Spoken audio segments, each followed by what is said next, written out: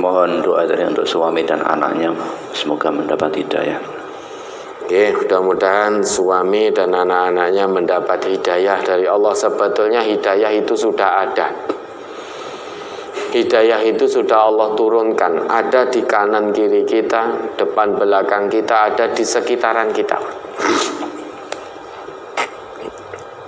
Tinggal kita mau menyambut hidayah itu atau tidak. Kalau kita mau membuka hati, niscaya hidayah akan kita peroleh. Karena hidayah sudah Allah turunkan di mana-mana. Melalui yang tertulis, qauliyah, Quran, itu semuanya hidayah. Melalui ayat-ayat kauniyah, ciptaan-ciptaan Allah, itu juga sebagai hidayah dari Allah. Sebab-sebab hidayah. Bahkan apa yang ada pada diri kita saat ini, itu juga menjadi sebab-sebab hidayah. Berkali-kali kita jelaskan bagaimana maha besar Allah. Sama-sama rambutnya, tetapi idepe ora iso dawa seperti rambut yang di kepala. Coba kalau idep ini bisa panjang seperti rambut di kepala. Nah, ini juga sebab-sebab hidayah kalau orang mau membuka hatinya. Kita menarik nafas seperti ini, itu juga sebab hidayah. Kok bisa? Tanpa diminta bayaran oleh Allah. Saat ini di ruangan ini misalkan saya duduk di sini, panjenengan di pojok, di sini, di sini, di sini, kok semuanya bisa bernafas? Kok nggak rebutan oksigen? Coba andai kata saat ini oksigen hanya di depan sini, niscaya jenengan semuanya akan merapat ke sini. Untel-untelan di sini rebutan oksigen. Ini juga sebab hidayah. Ya, satu tarikan nafas kita saja sebab hidayah.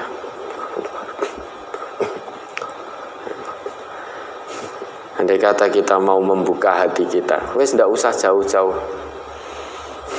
Kita memperhatikan apa yang melekat pada diri kita ini, insya Allah hidayah bisa kita rengkuh, bisa kita raih atas izin dan ridho Allah.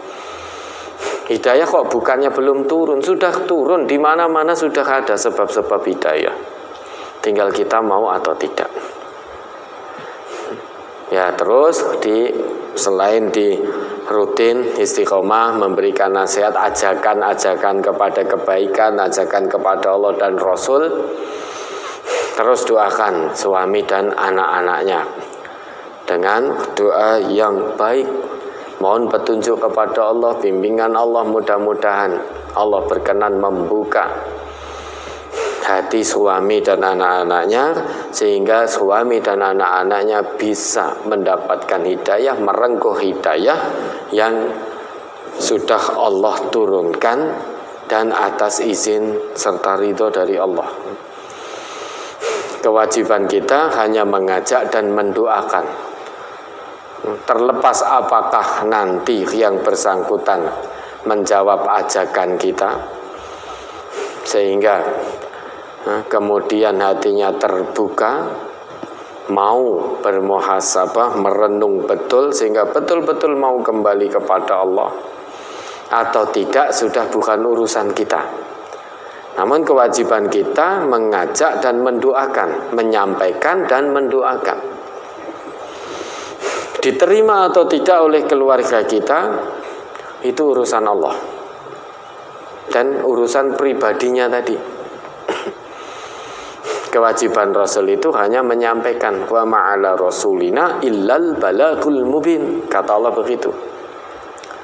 Kewajiban Rasul kami, utusan kami itu menyampaikan kebenaran ini dengan gamblang. Perkara diterima atau tidak sudah bukan urusan Rasul. Rasulullah itu tidak bisa memberikan hidayah. Yang bisa memberi hidayah hanya Allah. Sekalipun Rasulullah itu sangat mencintai pamannya, yaitu Abu Thalib, namun sampai akhir hayat Abu Thalib meninggalkan dunia ini dalam keadaan tidak beriman, tidak bisa meraih hidayah dari Allah.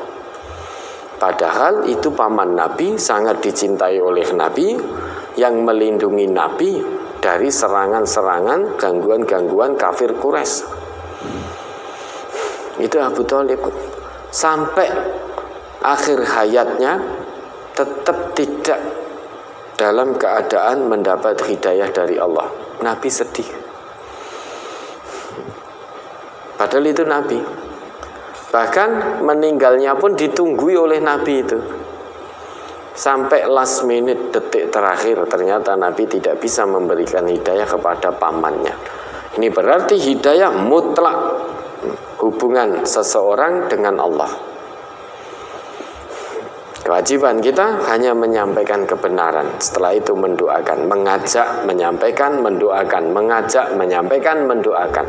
Terus jangan pernah putus asa, jangan pernah males dan lain sebagainya sampai detik-detik terakhir. Ya, mudah-mudahan bisa dipahami. Ada lagi?